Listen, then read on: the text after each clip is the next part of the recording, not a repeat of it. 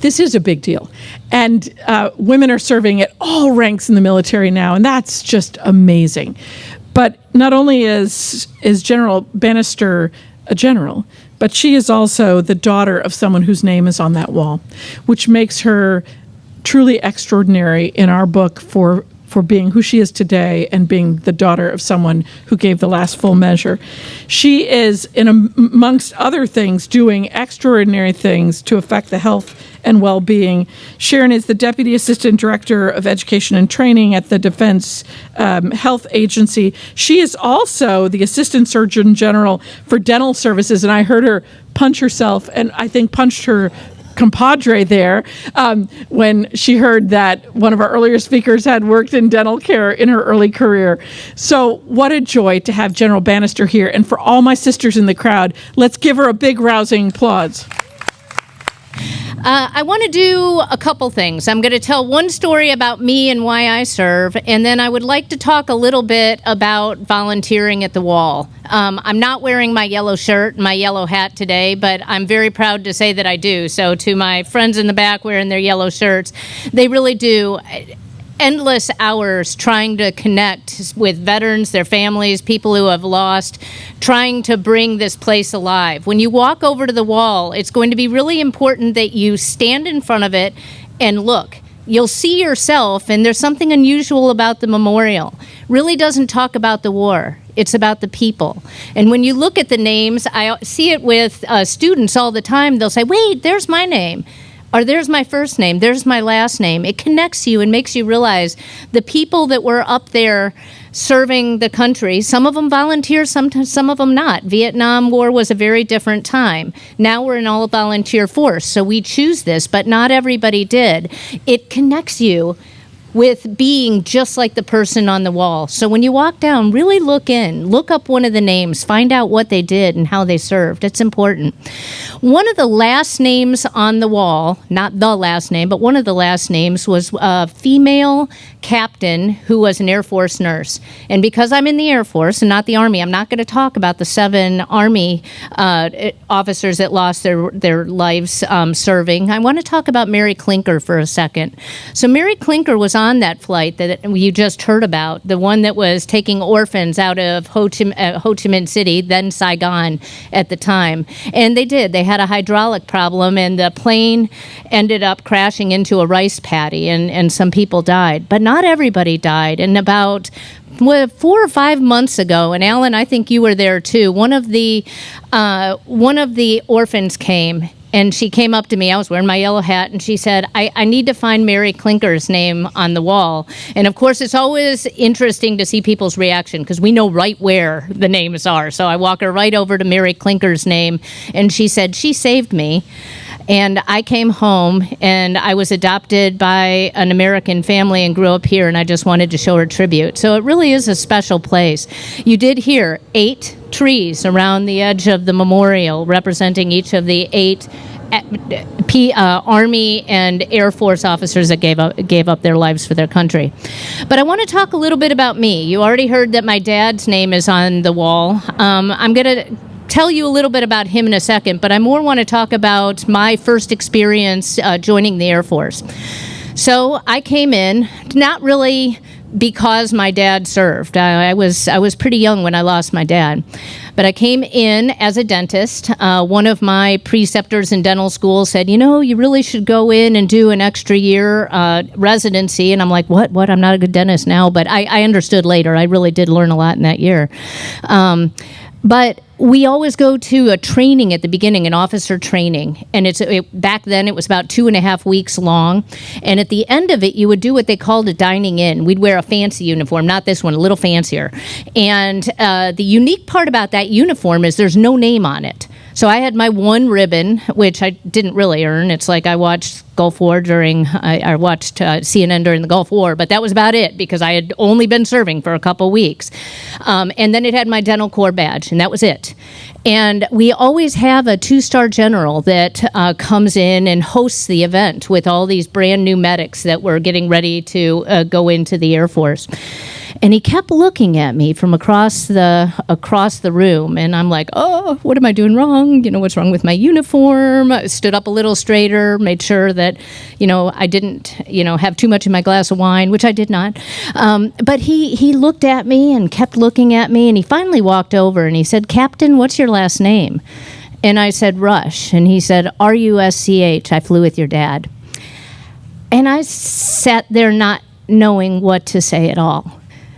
This guy recognized me, and he ended up telling the whole group of young new medics that were with me.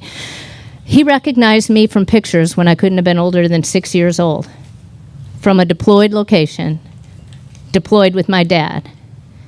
And I started thinking, wow, what kind of family am I getting ready to enter? I had no plan of joining the Air Force and doing an entire career. I definitely didn't plan on coming in to be a general or staying 27 years, just hit 27 years on Friday. But I realized at that moment, and it was really pivotal in my career, that I was joining something way bigger than myself. So he sat there, he talked about the day my dad was shot down. He was shot down on March 7th, 1972, 3 days before my 6th birthday. They looked for him, and I'm not going to tell the whole story for those that might be staying around later, but they looked for him for 3 days, and on my birthday decided that they did all they could. It was years later before they were able to bring him home, and does anybody want to guess how they identified his remains? Dental, very good. They identified him through dental remains. So here I am, a dentist. I had just pinned on colonel, so my last rank. It was back in 2007, and they called me up and they said, you can look at the X-rays, but they said we've identified your dad. And I was able to go get him. But my point isn't about my dad. My point is about a family. It's about what serving actually means. And you all will want to do different things in your lives, and not everybody decides to serve. Some people serve for a couple years. Some, like me, can't imagine doing anything different. But it's something that, especially in the medical community, is about taking care of our nation's heroes that raise their right hand to support and defend the Constitution of the United States against all enemies, foreign and domestic, and make sure that we have the democracy and freedom that you all are able to take advantage of by being here. So I would just say you're going to see a lot of veterans walking around today. You'll see the different hats. We have a Marine here standing over here, but go up to them, shake their hand, thank them for their service. What they've done for our country is incredibly significant. The stories that I have are many, and I'm not going to talk for a long period of time, but if any of you want to talk after this, I'll stay around, happy to share some of my experiences. Taking care of our nation's heroes, their families that support them, the ones that come back that are wounded, the ones that just need somebody to talk to. I've deployed multiple times, and probably the best part about deploying is going and sitting in the cafeteria or going on a little run and just listening to them. They just want to have somebody to talk to. So, like I said, on this Memorial Day, think about the people who have lost their lives. On the wall, there's 58,276 names of people whose families are missing them, maybe like me, grew up without their dad, but want to do something to make the world a better place. And with that, I am going to stop talking. If anybody has any questions, I think we have a couple more minutes where I'm able to answer some. Any red shirt questions? I know. I'm making them try to earn their field trip. Not a single one.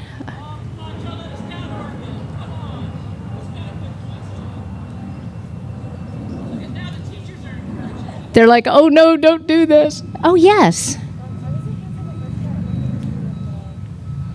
She asked what I do. So I came in as a dentist, and so I take care of all the active duty members that serve. I've done all kinds of different things. So I taught for a while. I'm a periodontist, so somebody that does like sinus lifts and bone grafts and that kind of fun stuff. So I'm a dental surgeon. But I also teach other people to do that. And then after that, they asked if I would raise my hand and be a commander, which is a little bit interesting. So first I commanded in the dental arena, and then I did another command where I started just commanding all the medics. So the nurses, the doctors, the physical therapists, the dentist, and all that. And then I went to be a wing commander over at Andrews. Does anybody know what happens at Andrews? Andrews Air Force Base. Think of a big blue and white plane that flies around. That's where the president's plane falls out. So that's a pretty important base, pretty busy one. So I got to be a wing commander out there. And then since then, I was fortunate enough, great bosses, to get promoted. And so right now, I'm the top dentist in the Air Force. So there's about 1,000 dentists in the Air Force and dental technicians, and I just make sure that they're taken care of, and more importantly, that they're taking care of people like the people's names on the wall, taking care of those who raise their right hand to serve. It's a really important job, and I'm very blessed to be doing it. So all I can say to all of you is you can be whatever you want. I do, before I get kicked off the stage, I want to invite my sister up. Rebecca, can you come up? So my sister, it's sort of interesting. We did two totally different things, but my dad has two daughters, and this is the second one. She'll be speaking with me this afternoon, but she's a professional athlete, so she's the way cooler sister of the two. And she just got back about 4 years ago, am I right on years, of cycling the Ho Chi Minh Trail, the whole Ho Chi Minh Trail, stopping at my dad's crash site in Laos. And so I was able to meet her in Ho Chi Minh City. We flew back together to the site. But when you talk about amazing women role models, although she did not join the military, much to my chagrin, she is doing really important things for our veterans. She rides with people who have been wounded, trying to help them reach new heights. And I'm really incredibly proud of what she's done as well. So do you want to say a couple words? Thanks, General. Sis. Sharon's right. We did both take two really different paths to find our dad. I took my path on a bicycle and riding thousands of miles to go find him, and she took her path by dedicating 27 years so far to the Air Force, to service in the Air Force. And the really unique thing is that our journeys have now, as different as we were growing up and our career paths, we've now collided here thanks to Dad and thanks to his service. I feel like through his loss, we really have found each other and a connection to each other, and also found a new family here. So for all of you, thanks for coming and sharing. This is my first Memorial Day in this area, in this special place, and it's really an honor to get to talk to you, and I'm humbled. And thanks, General. All right, thanks, everybody. I am going to introduce my daughter. So this is my daughter, Kira. Again, also equally strong woman doing amazing things in college. So if you would rather talk to a college student about what's cool to do next, you can talk to her as well. Very proud of you, Kira.